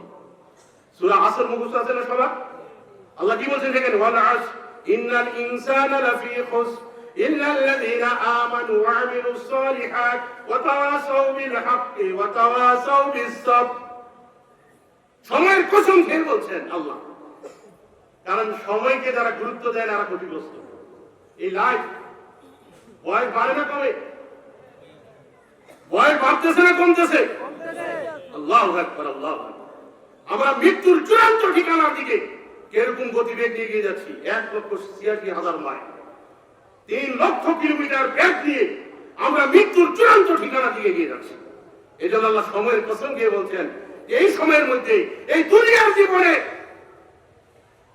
4টা গুণ যদি কেউ অর্জন করতে ব্যর্থ হয়, সে ক্ষতিগ্রস্তদের অন্তর্ভুক্ত হয়ে যাবে। 4টা গুণের মধ্যে প্রথম গুণ হচ্ছে জাহান্নাম থেকে বাঁচার। সেটা কি? সেটা কি? সবাইকে বলতে হবে, সেটা কি? ঈমান আনতে হবে। কার উপর ঈমান আনবো? কার উপরে আমরা ঈমান আনবো?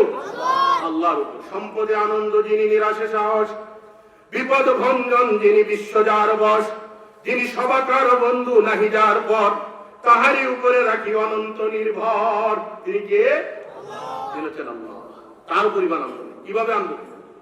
মুমিনদের 1 নম্বর কোয়ালিটি, মুমিনদের 1 নম্বর গুণ জান্নাতে যাওয়া। সেটা আল্লাহ সূরা বাকারার শুরুতে বলছেন, আলিফ লাম মিম যালিকাল কিতাবু লা রাইবা ফীহি হুদাল লিল মুত্তাকিন আল্লাযীনা ইউমিনুনা বিল গায়বি ওয়া ইউকিমুনাস সালাতা ওয়া মিম্মা রাযাকনাহুম ইউনফিকুন। 1 নম্বর গুণ বিল গায়ব, আল্লাযীনা ইউমিনুনা বিল গায়ব, অদৃশ্যের প্রতি তারা ঈমান আনে। অদৃশ্য তো অনেক কিছু। মূল ঈমানটা, ঈমানের রুকন কয়টা? 6টি। আমানতু বিল্লাহি, প্রথম যে ঈমান কার উপরে? আল্লাহর উপরে। কিভাবে আনবো? জেনে শুনে। আল্লাহ নিরাকার নন, তিনি সব জায়গায় বিরাজমান নন। কথা বুঝতে পারছেন? কথা বুঝতে পারছেন কিনা? আল্লাহ কি নিরাকার? আল্লাহ কি ঘোড়ার টিম? আল্লাহ কি ঘোড়ার টিম? আল্লাহর কি আছে? কিরকম? আল্লাহর মতো। হ্যাঁ, যেরকম থাকা দরকার। এটা ঈমানের বিষয়, যেরকম থাকা দরকার। আল্লাহ নিরাকার না, নিরাকার নির্গুণ সত্তা নন, তার আকার আছে যেরকম থাকা দরকার।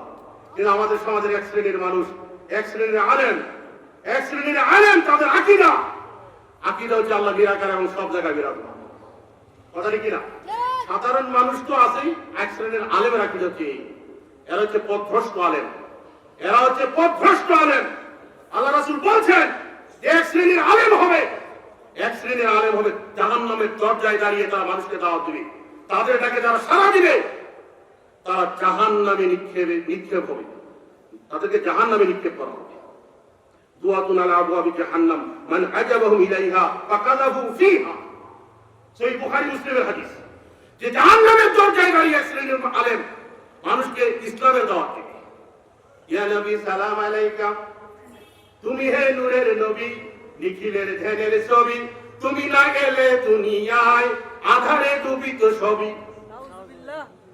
এই গান গাই কি আমরা ভাবিলি কিছুদিন আগে দেখছেন না, কয়েকদিন আগে, বেশি দিন তো হয় নাই মনে হয়, দেখছেন না, হায়াতুন নবীর আগমন শুভেচ্ছার স্বাগতম, নূরের নবীর আগমন শুভেচ্ছার স্বাগতম। ঈমান আছে না নাই? কালেমা আছে না নাই? লা ইলাহা ইল্লাল্লাহ কি থাকবে না কেটে যাবে? গেছে, আমও গেছে, আমারও গেছে। দেখছেন বিষয়টা কত গুরুত্বপূর্ণ একটা বিষয়। ঈমান যে কত মূল্যবান সম্পদ, আল্লাহু আকবার। ঈমান একটা মূল্যবান সম্পদ, সময়ের চেয়ে জীবনের মূল্য অনেক বেশি, জীবনের চেয়ে ঈমানের মূল্য বহু গুণ বেশি।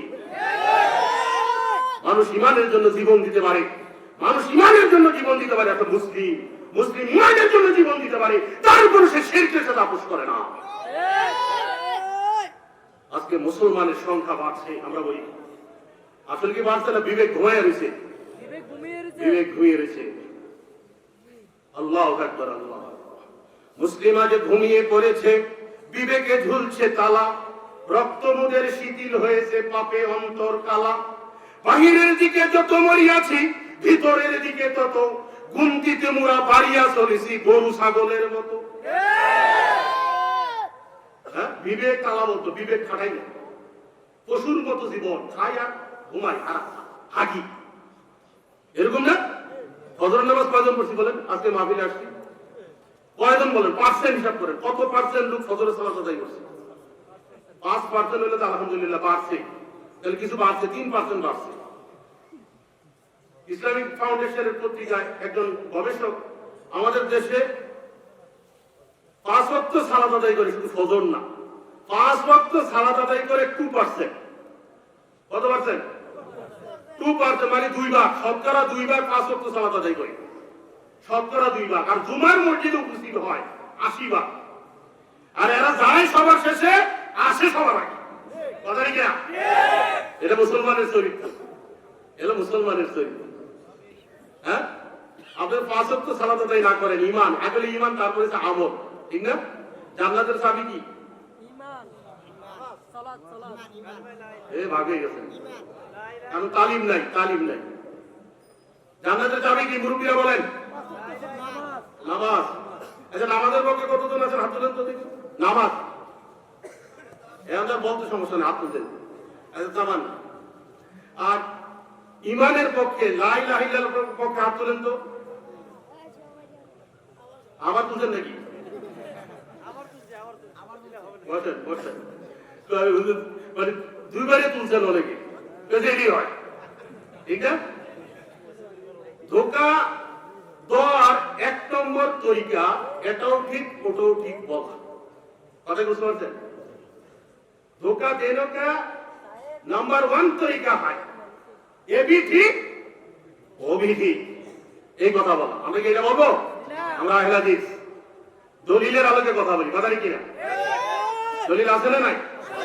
আমাদের আছে দলিল, আর ওদের আছে লাঠির যুগ, কথা কি না? আমাদের আছে দলিল থাকলে জমি দখল করতে পারবো, দলিল থাকলে জান্নাতে যেতে পারবো। লাঠির জোর দিয়ে জমি দখল করে রাখা যায় না, জান্নাতেও যাওয়া যায় না। বুঝতে পারেন নাই? দলিল থাকতে হবে। এক দলিল তো আছে, ঠিক আছে, ভুয়া দলিল, আসল দলিল, কথা কি না? আমরা সচেতন না এই ব্যাপারে, দিনের ব্যাপারে কিন্তু সচেতন। সূরা ফাতিহা সূরা ফাতিহা ছাড়া সালাতে হবে না, এরকম বিষয় না?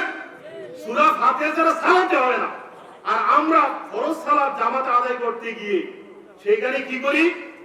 ইমামের উপর ভার দেই, ইক্তেদাই তুমি হাজাল ইমাম, বলি কিনা? বলি কিনা? দেখেন, সালাত আদায় করতে আসছে পৃথিবীর শ্রেষ্ঠ ইবাদত ইমানের পরে, পৃথিবীর শ্রেষ্ঠ আমল, ওয়ালা যিকরুল্লাহি আকবার। আল্লাহ সূরা আনকাবুতে এই কথা বলছেন। কি বলছেন? যে সবচেয়ে বড় জিকির, সবচেয়ে বড় ইবাদত, উপাসনা, স্মরণ সভা, সেটা কি? সালাত। আর আমরা সালাত আদায় করতে গিয়েও সেখানে এই প্রচলিত মাযহাবের কারণে, এই প্রচলিত জাল জয়ীফ হাদিসের কারণে, প্রচলিত ফিকহের কারণে রাসূল সাল্লাল্লাহু আলাইহি ওয়াসাল্লামের সুন্নাত মোতাবেক আমরা সালাত আদায় করি না। আস্তাগফিরুল্লাহ, আল্লাহ আমাদেরকে হেফাজত করুন, আমাদের হেফাজত করুন। তার জীবদ্দ সে সবচেয়ে বেশি ভয় পেয়েছেন এই পথভ্রষ্ট আলেমদের ব্যাপারে। আল্লাহ বলছেন, ইন্নামা আখাফু আলা উম্মাতিল আইম্মাতিল মুযাল্লিন, আমি সবচেয়ে বেশি ভয় পাই, আমি সবচেয়ে বেশি ভয় পাই পথভ্রষ্ট ইমাম এবং নেতাদের। আজকে আমাদের নেতারা কেসিউ খেলে, কেসিউ আমাদের উন্নীত হয়েছে। কিরকম উন্নীত হয়েছে? আগে টাচ খেলতো আঙ্গুলে, এখন জুয়া খেলে মেশিনে। এর উন্নতি, কথা কি না? এর উন্নতি না? আগে মহিলারা থাকতো ঘরে, আর এখন গ্রামীণ ব্যাংকের কিস্তি পরিশোধ করে, কথা কি না? করে কিনা? এটা হলো উন্নতি। এটা উন্নতি না অবনতি? আজকে আমাদের মা বোনদেরকে বাইরে আনা হয়েছে। আল্লাহ বলছেন, ওয়াকারনা ফি বুয়ুতিকুন্না ওয়ালা তাবাররাজনা তাবাররুজাল জাহিলিয়াতিল উলা। আল্লাহ মা বোনদেরকে বলছেন তোমরা ঘরে থাকো। কোথায় বলছেন? মহিলাদের কাজ কি বাহিরে না ঘরে? অন্দরে না বন্দরে? অন্দরে। অন্দর বলেন না, অন্দর মানে ভিতর, বন্দর মানে বাহির। মহিলাদের কাজ হলো অন্দরে, বন্দরে না। কিন্তু আজকে মা বোনরা কি অন্দরে আছে না বন্দরে আছে? বন্দরে না বান্দর হয়ে গেছে, কথা ঠিক কিনা? অবস্থা খারাপ। খুব কঠিন সময় অতিবাহিত করছি আমরা। হ্যাঁ, কঠিন সময় অতিবাহিত করছি। এখানে দেখেন, পরিবারের প্রধান পিতা কিন্তু দায়ুস হয়ে যাচ্ছে। এই জাতির একজনের পাপের কারণে আরেকজন দায়ী, একজনের পাপের কারণে আরেকজন দায়ী, একজনের পাপের কারণে আরেকজন দায়ী। হ্যাঁ, নিজের পরিবারের সদস্যরা, পরিবার, ছেলেমেয়েরা, এরা ইসলাম বিরোধী। আর ইসলাম বিরোধী হওয়ার কারণে দায়ুস হচ্ছে কি? পরিবারের পিতা, অভিভাবক, সে হচ্ছে দায়ুস। আল্লাহ রাসূল বলছেন, দায়ুস কোশ্চিন কালো জান্নাতে যাবে না। আপনি 10 বার হজ করছেন, আর আপনার মেয়ে, আপনার ছেলের বউ বেপরোয়া হয়ে, অর্থনগ্ন, উলঙ্গ হয়ে রাস্তাঘাটে ঘোরাফেরা করে, আর আপনি জান্নাতের আশা করেন? এত সোজা। আবার অনেকে তাসবিহ জানা টিভি মনে করি জান্নাতে চলে যাবে, এরকম আছে না? আজকে মুসলমানদের এই দুর্বলতা, দুরবস্থা দেখে কবি দুঃখ করে বলছেন, शेर के सिर पर बिल्ली के खेल रही, कैसे है मुसलमान, शहादत की तमन्ना मर गई, तस्बीह के दानों में जन्नत डर रही।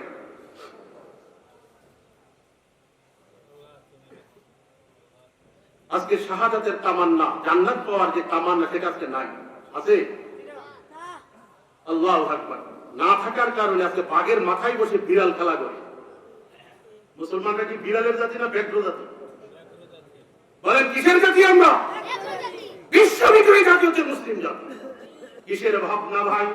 দুনিয়ার বুকে মুছে যাবে বলে ইসলাম আসে নাই। কত নমরুদ, কত ফেরাউন, কত সাদ্দাত কারণ আসিয়াছে মুরেই চলা পথে হইয়া বাধা দারুন। পুরি নাই আমি নমরুদি হতাশনে, বিকাইনি আমি বিপুল কারণী ধনে। সাদ্দাতের এই অহংকারী মাত্রা বালুতে মিশেছে শেষে, ফেরাউন গেছে নীল দরিয়ায় ভেসে।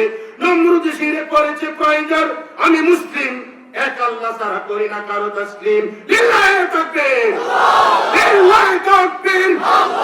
সকল বিধান বাতিল করো, দাও ফের তাকবীর। আল্লাহ ছাড়া কারো কাছে কবুল হতো নহে মমশির। আমারই করিতে নত যুগে যুগে যত জালিমের দল। আঘাত এনেছে কত, আঘাত আমারে করিয়াছে দুর্জয়। নির্ভয়ে কত পীড়ন করেছি জয়। শুধু কি পীড়ন, কত প্রলোভন, রাজ্য ভৈবব আমাকে সেজেছে। আমি চাহিয়াছি শাহাদাত গৌরব, রক্ত দিয়েছি আল্লাহর রাহে, মৃত্যু পরীক্ষা পর দাঁড়াইয়া গিয়েছি নির্ভীক সুরে আল্লাহু আকবার, লিল্লাহি তাকবীর। তাহলে মুহতারাম হাজিরিন, সাবধান, মুসলমানিত্ব কি জিনিস সেটা বুঝতে হবে। প্রথম বুঝতে হবে পরিবারের প্রধানকে।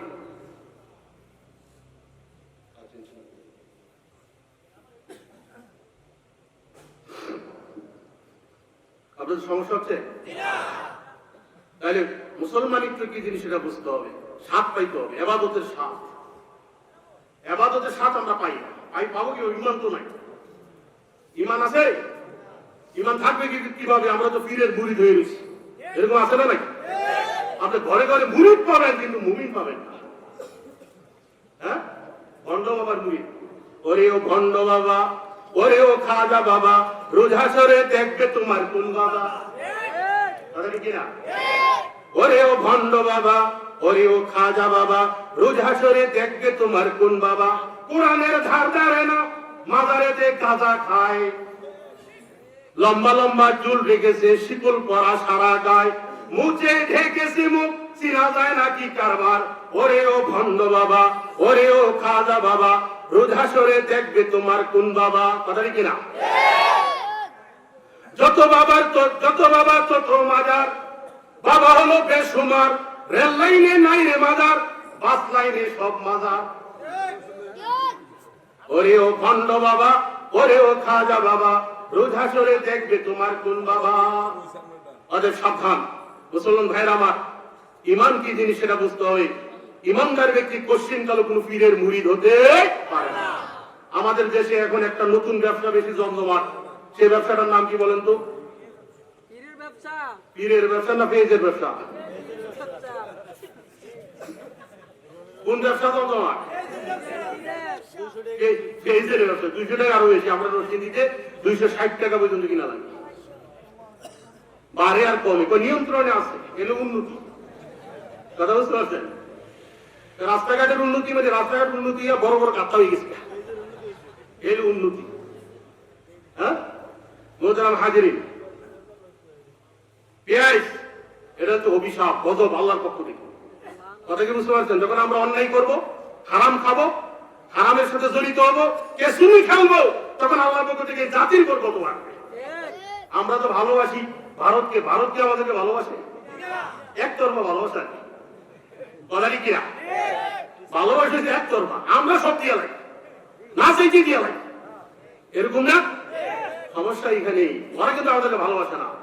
কোন কাফের মুসলমানকে ভালোবাসে না, কোন কাফের মুসলমানের বন্ধু হতে পারে না। কথা কি বুঝতে পারছেন? কোন কাফের মুসলমানের বন্ধু হতে পারে না। কাফের কোশ্চিন কালো মুসলমানকে ভালোবাসে। আমরা স্বাধীনতা পেয়েছি ইসলামের কারণে, অন্য কোন কারণ নেই। 1947 সাল যদি না আসতো, তাহলে 1971 সাল আসতো না। 47 সাল আসতে গেল টুনেশন থিওরি, দিন জাতি তত্ত্বের ভিত্তিতে দেশ ভাগ হয়েছে। মুসলমান সংখ্যাগরিষ্ঠ ছিলাম আমরা, যার কারণে স্বাধীন দেশের নাগরিক আমরা। অতএব ইসলাম থাকলে স্বাধীনতা থাকবে, যদি ইসলাম না থাকে তাহলে এই দেশের স্বাধীনতাও থাকবে। অতএব সাবধান মুসলমান ভাই আমার, ইসলাম আছে না নাই? নাই নাই, নামে জাতীয় ধর্ম হিসেবে আছে, জাতীয় ধর্ম। এরকম সারা পৃথিবীতে 40টা মুসলিম রাষ্ট্রে ইসলাম হচ্ছে জাতীয় ধর্ম, আর মুসলিম রাষ্ট্র আছে 60-এর মতো। 40টা রাষ্ট্রে বানিয়ে রাখছে জাতীয় ধর্ম, মূলা ঝুলে রাখছে। কথা বুঝতে পারছেন? হাতির 2টা দাঁত থাকে বাহিরে, আর ভিতরে কি আছে? ভিতরে দাঁত থাকে কটা? ও 2টাই থাকে। বাইরে থেকে 2টা দেখানোর লাগে যে ইসলাম আছে জাতীয় ধর্ম, আর ভিতরে কি বিসমিল্লাহ বলেই কি করা হচ্ছে? কুফরি তন্ত্র চালু করে। আমরা যে শাসিত হচ্ছে আজকে, ব্রিটিশ ল, রোমান ল, ইসলামী ল আছে কোথায়? আপনার শান্তি আসবে কিভাবে দেশে? চোর বাটপার বাড়বেই, কমবে না। যতদিন পর্যন্ত ওহির বিধান, তাওহীদ, আল্লাহর এই তাওহীদ জমিনে প্রতিষ্ঠা না হবে, এই তাওহীদ প্রতিষ্ঠা করার দায়িত্ব হচ্ছে সরকারের। কথা কিনা? যেহেতু সরকার মুসলিম, আমরা সরকার উৎখাতের কথা বলি না, আমরা সরকারের সংশোধন চাই। সরকার যদি ইসলামী আইন বাস্তবায়ন না করে, কিয়ামতের মাঠে এই সরকারকে জবাবদিহি করতে হবে। কোন নবী রাসূল দুনিয়াতে সরকার উৎখাতের আন্দোলন করেন নাই, ইতিহাসের কথা এবং আহলাদিসদের আকীদা। কোন নবী রাসূল আদম আলাইহিস সালাম থেকে শুরু করে প্রথম নবী হচ্ছে নূহ আলাইহিস সালাম, প্রথম রাসূল বলা হয় নূহ আলাইহিস সালাম, আদম আলাইহিস সালামের পরে। নূহ আলাইহিস সালাম থেকে শুরু করে আমাদের নবী পর্যন্ত, শেষ নবী পর্যন্ত কোন নবী রাসূল সিংহাসনের জন্য আন্দোলন করেন নাই, ক্ষমতার জন্য আন্দোলন করেন নাই। তারা আন্দোলন করেছেন মানুষ সংশোধনের জন্য। এবং তারা ক্ষমতাসীন যারা ছিল, রাজা বাদশাহ, তাদেরকেও সংশোধনের দাওয়াত দিয়েছেন, বলেন যে ক্ষমতা ছাড়ো, ঠিক আছে বলছেন। কিন্তু আজকে আমাদের দেশে উল্টা চলে, মানে উল্টা। আমি কেন প্রতিপক্ষ? আমরা বলবো যেগুলো বাস্তবায়ন করেন, ওগুলো ছাড়েন, কথাটি কিনা, এটা আমাদের দায়িত্ব। মানবে কি মানবে এটা তাদের ব্যাপার। তো তবে আমাদেরকে এই বাতিলের সাথে, এই জাহিলিয়াতের সাথে আপোষ করা যাবে না, কথাটি কিনা। আমাদেরকে সত্য থাকতে হবে, ইমানের উপর থাকতে হবে, ওহির বিধানের উপর থাকতে হবে। ওহির বিধান মানে লাইফের পরিবর্তন। Islam is not name of the religion, but also proper system for all mankind. Allah. একজন অমুসলিম খ্রিস্টান বণিক বলছেন, ইসলাম শুধু একটা ধর্মের নাম না, এর প্রত্যেকটা বিধিবিধান মানুষের জন্য কল্যাণ। আপনার পরিবারে যদি ইসলাম থাকে তাহলে শান্তি থাকবে, আপনার সমাজে যদি ইসলাম থাকে তাহলে শান্তি থাকবে, আপনার রাষ্ট্রে যদি ইসলাম থাকে তাহলে শান্তি থাকবে। যদি ইসলাম না থাকে কোথাও শান্তি, তাহলে শান্তির জন্য আছে ইসলাম, ঠিক না? শান্তি প্রতিষ্ঠার জন্য আছে ইসলাম।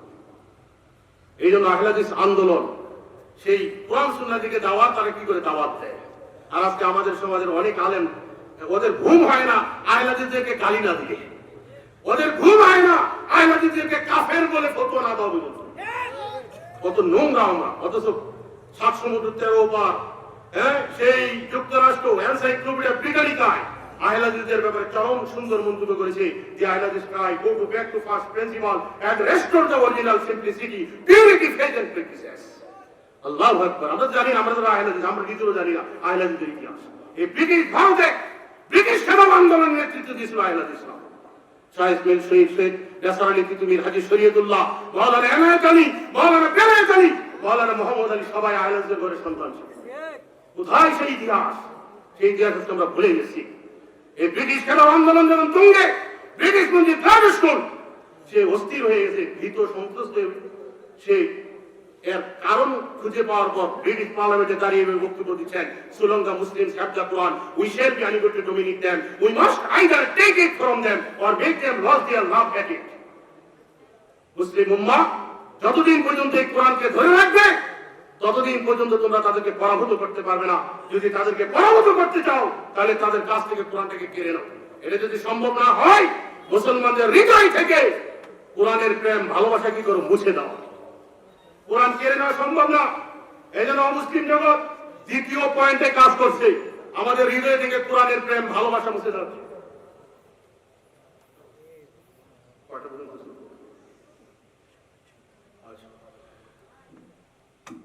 আমাদের হৃদয় থেকে কোরআনের প্রেম মুছে দেওয়া হচ্ছে কিভাবে? ঘরেও দেওয়া হচ্ছে, বাহিরেও দেওয়া হচ্ছে।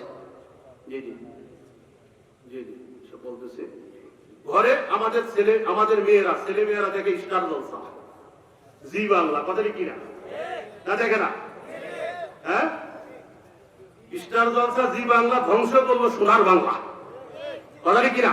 কুটনামি, ফরকিয়া, স্বামীর বিরুদ্ধে কিভাবে অ্যাকশনে যাইতে হবে, হ্যাঁ, স্বামীকে কিভাবে মুরিদ বানানো দরকার, সেই ইচ্ছা শিখে স্টার জলসা দেখে, কথাটি কিনা? কোরআনের প্রেম আসবে। আমাদের মা বোনরা কি কোরআন পড়ে? কোরআন পড়ে। ওরা জান্নাতে যেতে হলে ঈমান আনতে হবে, একজন পুরুষকে আনতে হবে, একজন মহিলাকে আনতে হবে, ঠিক না? স্টার জলসা, জি বাংলা ধ্বংস করছে আমাদের এই সোনার বাংলা। কিন্তু বন্ধ করে পিস টিভি। বন্ধ করছে কোন টিভি? এই পিস টিভি মানুষের নৈতিক মানকে উন্নত করে, চরিত্র ঠিক করে। যেই পিস টিভি মানুষকে জান্নাত মুখী করে, কোরআন হাদিস মুখী করে। যেই পিস টিভি মানুষকে শান্তির কথা বলে, ন্যায় বিচারের কথা বলে, সেই পিস টিভি আজকে নাই। অনেকে কাঁপছে, অনেকে কাঁপছে, আফসোস করতেছে। টিভি সোশ্যাল মিডিয়ার যুগে যদি পিস টিভি থাকতো, নোংরামি পারা, নগ্নতা, অর্জনান্য, এই পোস্ট কোয়ার্টারের এই গান বাজনাগুলা পরিহার করে আমরা পিস টিভির সামনে বসে থাকতাম। কিন্তু সেই সুযোগ আছে? মোহতারাম হাজিরিন, এবার আসেন আমি আলোচনার শেষের দিকে নিয়ে যাব। যে জান্নাতে যেতে হলে, জাহান্নাম থেকে বাঁচতে হলে 1 নম্বর কর্মসূচি হচ্ছে ঈমান। ঈমানকে ঠিক করতে হবে, কথা বুঝতে পারছেন? 2 নম্বর কর্মসূচি হচ্ছে আমল ঠিক করতে হবে। আমল ঠিক করতে হবে। ইসলাম মানে, আপনার একটু সামনে আসেন, অনেকেই জায়গা ফাঁক রেখে হয়তো বসতেন, আপনাদেরকে বলবেন সামনে চলে আসেন, আবারও জায়গা আরেক জায়গায় সাক্ষী হোক, অসুবিধা নেই, কোন সমস্যা আছে? যত লড়বেন বরকতে বরকত, হ্যাঁ তত সবাই আসেন, একটু সামনে আসেন, আরেকটু আসেন, অন্যরা আসবে, আমাদের প্রধান আলোচক চলে আসতেছেন, সবাইকে আমি বলবো যে চলে আসেন। একটা ঘটনা বলি, আলোচনা শেষ করবো। সোনালী যুগের কথা, সোনালী যুগের কথা না, এই যুগেও যে সোনালী ইতিহাস রচিত হতে পারে ইসলাম গ্রহণ করলে, সেই ঘটনাকে আমরা শুনবো সবাই, বলেন শুনবো ইনশাল্লাহ? সেই ঘটনা শুনতে হবে। বিশ্ব মুষ্টিযোদ্ধার নাম কি বলতে পারবেন আপনারা? বিশ্ব মুষ্টিযোদ্ধার নাম কি? এই তোমার আসলে যুবকরা জানে, হ্যাঁ? বিশ্ব মুষ্টিযোদ্ধার নাম হচ্ছে মোহাম্মদ আলী। তার আগের নাম কি ছিল বলেন? তার আগের নাম ছিল ক্লে, মানে খ্রিস্টান। খ্রিস্টান অবস্থায় তার নাম ছিল কি? ক্লে। আর মুসলিম হওয়ার পর না, তার নাম হয়েছে মোহাম্মদ আলী ক্লে। মুসলিম হয়েছে কেন? ঘটনা হচ্ছে এক হোটেলে গেছেন, তখনকার কথা বলতেছি, এখন জানি না।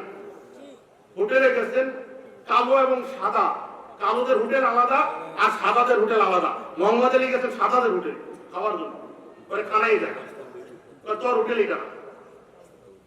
এই বৈষম্য কি ইসলামে আছে? বলেন, এই বৈষম্য কি ইসলামে আছে? একটু বুঝেন ইসলাম কি জিনিস, এটা এখনো বুঝলাম না।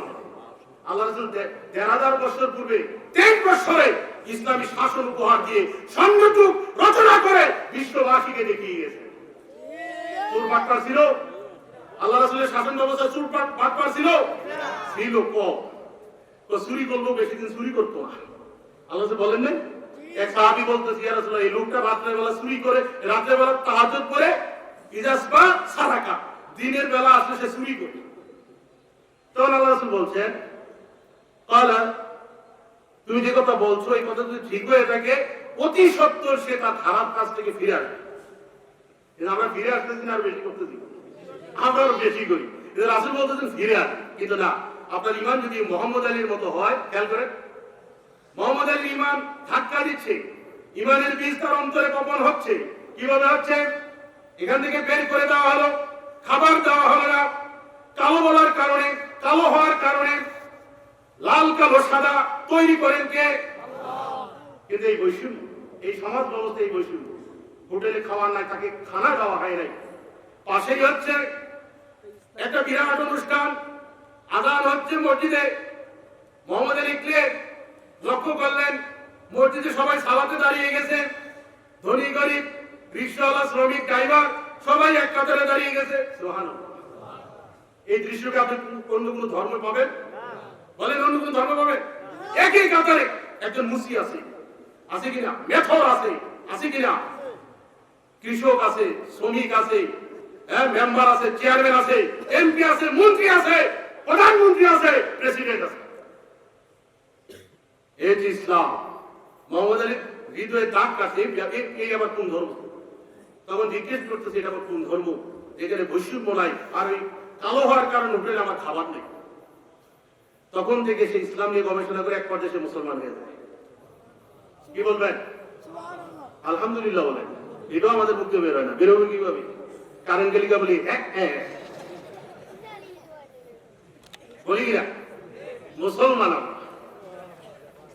কারেন্ট গেলে কি বলি? হ্যাঁ মুসলমান। আলহামদুলিল্লাহ বের হয় না, ইন্নালিল্লাহ বের হয় না। বিপদে বললে কি বলতে হবে? আর আনন্দের সংবাদ শুনলে তো মোহাম্মদ আলী মুসলমান হয়েছে, কি বলবেন? আলহামদুলিল্লাহ। মুসলমান হওয়ার পর অ্যাকশন মার্কিন যুক্তরাষ্ট্রের পক্ষ থেকে, দেখেন আজকে সেই ইমান কি আছে? অ্যাকশনটা কি? মুসলমান হওয়ার পর অ্যাকশন মার্কিন যুক্তরাষ্ট্রের পক্ষ থেকে ঘোষণা দেওয়া হয়েছে, মোহাম্মদ আলী তুমি যদি ইসলাম ত্যাগ না করে খ্রিস্টান ধর্ম গ্রহণ না করো, ইসলাম ত্যাগ করে খ্রিস্টান ধর্ম যদি গ্রহণ না করো, তাহলে তোমার পদক কেড়ে নেওয়া হবে।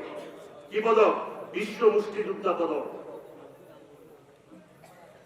মোহাম্মদ আলী ক্লে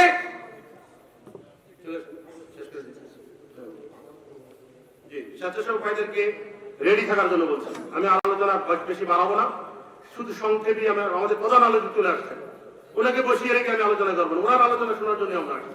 এবার আসেন, মার্কিন যুক্তরাষ্ট্র হুমকি দিছে, মোহাম্মদ আলীকে তুমি যদি ইসলাম ত্যাগ না করে খ্রিস্টান না হও, তাহলে তোমার পদক কেড়ে নেওয়া হবে। কি পদক? স্বেচ্ছাসেবক ভাইদেরকে বলছি রেডি হন আপনারা, স্বেচ্ছাসেবক ভাইদেরকে বলছি পদক কেড়ে নেওয়া।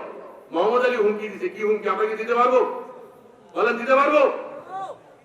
মোহাম্মদ আলী হুমকি দিচ্ছে মার্কিন যুক্তরাষ্ট্রকে, তোমরা আমার পদক কেড়ে নিতে পারো কিন্তু আমার ঈমান কেড়ে নিতে পারবো না। আল্লাহু আকবার। এই মোহাম্মদ আলী যখন ইসলাম গ্রহণ করছে, হারাম কিভাবে বর্জন করছে একটা ঘটনা বলি, শেষ আলোচনা 2 মিনিট।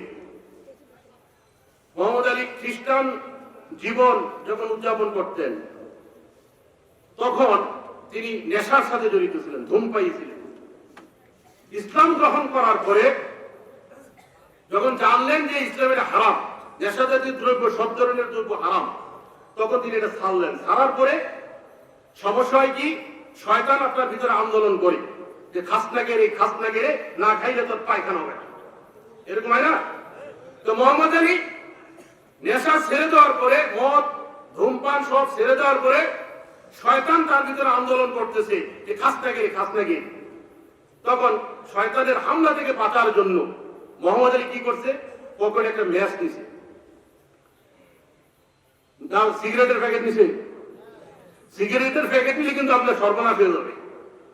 ম্যাচ দিছে, ম্যাচ দেওয়ার পর যখন শয়তান আন্দোলন করে তখন মোহাম্মদ আলী ম্যাচের কাঠি জ্বালিয়ে, ম্যাচের কাঠি বের করে কাঠিটা জ্বালিয়ে 2 হাতে এইভাবে চেপে ধরে বলে, আলী দুনিয়ার এই সামান্য আগুন তুমি সহ্য করতে পারতেছ না, কিভাবে তুমি জাহান্নামের আগুন সহ্য করবে? আল্লাহু আকবার। কি কৌশল দেখছেন শয়তানের হামলা থেকে বাঁচার জন্য, যে দুনিয়ার এই সামান্য আগুন, এটা এই দুনিয়ার আগুন জাহান্নামের আগুন না, দুনিয়ার এই সামান্য আগুন তুমি সহ্য করতে পারতেছ না, কিভাবে জাহান্নামের আগুন থেকে তুমি বাঁচবে? তাহলে যারা ধূমপায়ী এরা জাহান্নামের আগুন মুখে দিয়ে রাখে, যারা ধূমপায়ী এরা জাহান্নামের আগুন মুখে দিয়ে রাখে। এরা যদি তওবা না করে, আল্লাহ রাসূল বলেন 40 দিন তাদের ইবাদত কবুল হবে না, এমন অবস্থা মারা গেলে এরা জাহান্নামে যাবে। আর তওবা করলে তওবা কবুল করা হবে। কথা কি বুঝতে পারছেন? যাই হোক, আমাদের প্রধান আলোচক চলে আসছেন। আমি পরিশেষে যে কথাটা বলবো আপনাদের ক্ষেত্রে সেটা হচ্ছে যে আমাদের পরকালের ঠিকানা দুটো, একটা হচ্ছে জান্নাত আর একটা হচ্ছে জাহান্নাম। আমরা সবাই জান্নাতে যেতে চাই, ঠিক না? তাহলে আমাদের 1 নম্বর কর্মসূচি ঈমানকে মজবুত করতে হবে, টেকসই করতে হবে কোরআন সুন্নাহর আলোকে, মাযহাবের আলোকে না। ইমামরা সবাই ইমামদের আকীদা ঠিক আছে আলহামদুলিল্লাহ, আমাদের সমাজের মাযহাবী ভাইদের আকীদা ঠিক নেই। ইমাম আবু হানিফার আকীদা আল্লাহ আকার আছে, তিনি আরশে সমুন্নত, ইমাম আবু হানিফার আকীদা। আর ইমাম আবু হানিফাকে যারা মানে এদের আকীদা হচ্ছে ইমামের বিপরীত। ওদের মাযহাবী আকীদা থাকতে হবে, ঈমান আনতে কি কোরআন সুন্নাহর আলোকে ঈমানকে টেকসই করতে হবে, মজবুত করতে হবে। 2 নম্বর আমলকে শুদ্ধ করতে হবে কোরআন হাদিসের আলোকে। আমাদের আমল যাতে রাসূলের আমলের মতো হয়, তাইলে আমরা ইনশাআল্লাহ জাহান্নাম থেকে বাঁচতে পারবো, জান্নাতে যেতে পারবো। আল্লাহ রাব্বুল আলামিন আমাদেরকে তৌফিক দান করুন। আল্লাহু আমিন।